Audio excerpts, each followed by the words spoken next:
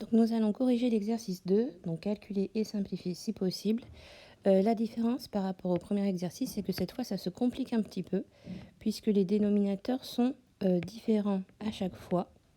Mais bien qu'ils soient différents, on peut constater qu'à chaque fois, en fait, ils sont multiples, ou du moins les multiples ne sont pas très durs à trouver. Alors, on va commencer avec le calcul E. Alors, E est égal à moins 5 sur 6 moins 3 demi. Donc pour dénominateur, on a 6 et on a 2. Le but est de trouver un dénominateur commun, c'est-à-dire de transformer une ou les deux fractions pour faire en sorte que ce soit des fractions égales, bien sûr, mais que le nombre du bas, le dénominateur, soit le même. C'est assez facile de voir que 2, si on multiplie par 3, ça donne 6. Donc la première fraction, on ne va pas y toucher. On va réécrire que c'est moins 5 sixièmes. Par contre, la seconde fraction, on va multiplier par 3, pardon, le dénominateur et aussi le numérateur, puisqu'on est obligé de faire le même calcul pour les deux nombres de la fraction, numérateur et dénominateur. Et donc, ça va donner moins 9 sur 6. C'est normal, on l'a fait exprès, on voulait avoir 6 pour les deux dénominateurs. Donc après, on doit faire moins 5, moins 9. Moins 5, moins 9, ça fait moins 14 sur 6. Sauf qu'on nous disait de simplifier quand c'est possible. Eh bien là, c'est possible. On va diviser par 2 et ça fait moins 7 tiers. J'ai divisé par 2, 14, ça donne 7. J'ai divisé par 2, 6, ça donne 3. Résultat final, moins 7 tiers.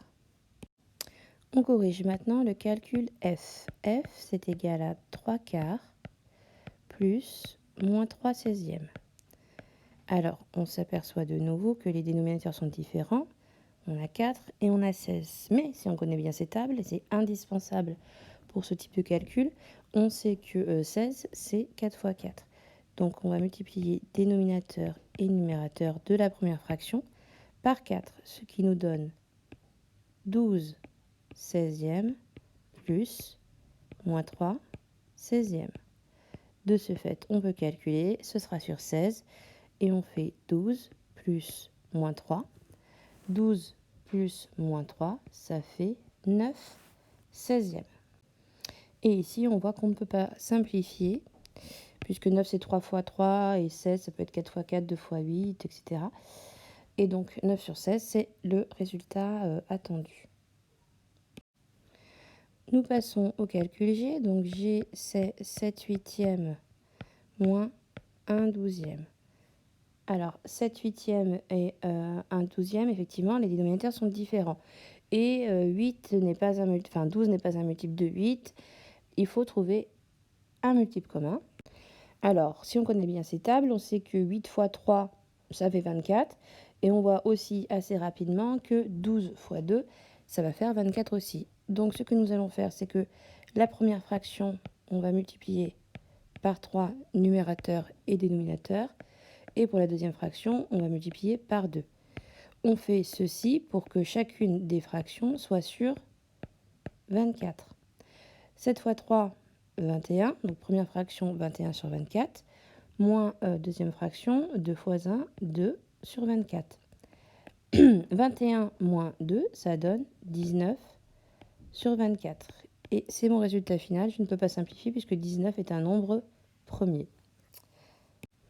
Alors, si certains se demandent comment on fait pour trouver ce fameux 24, le but, c'est de trouver un multiple commun et un multiple qui est le plus petit possible. Parce que plus les nombres sont grands, plus c'est difficile de calculer sans faire d'erreur de tête. Donc, il faut trouver les multiples. Pour trouver les multiples, on fait 8 fois 2, 8 fois 3, 8 fois 4, etc. Pour 12, on fait 12 fois 2, 12 fois 3, 12 fois 4, etc. On voit assez vite que 8 fois 3, ça fait 24 et que 12 fois 2, ça fait aussi 24. Bien sûr, on ne multiplie pas forcément par le même nombre les deux fractions. Vous voyez qu'ici, pour la première, on a multiplié par 3 et pour la deuxième, on a multiplié par 2. Dans la plupart des cas, d'ailleurs, on ne multipliera pas par des nombres identiques. Alors, finissons avec le calcul H. H, c'est moins 4 neuvièmes plus 5 douzième. Alors là, c'est pareil, hein, on voit effectivement que 9 et 12 ne sont pas multiples l'un de l'autre, comme tout à l'heure avec 8 et 12. Donc, il faut trouver un multiple commun à 9 et à 12. Alors, 9 fois 2, 18, c'est pas un multiple de 12. 9 fois 3, 27, ce n'est pas un multiple de 12. 9 fois 4, 36. Ah, tiens, 36, c'est un multiple de 12. 36, c'est 12 fois 3. Donc, je vais tout mettre sur 36. La première fraction, donc pour avoir 36, on l'a fait ensemble, c'est fois 4. Hein, donc, on multiplie par 4 numérateur et dénominateur. Et pour la deuxième fraction, pour faire 36, c'est 12 fois 3. Donc, je multiplie en bas par 3 et en haut aussi. Ce qui nous donne moins 16 sur 36 plus 15 sur 36. Donc mon résultat, bien sûr, est sur 36.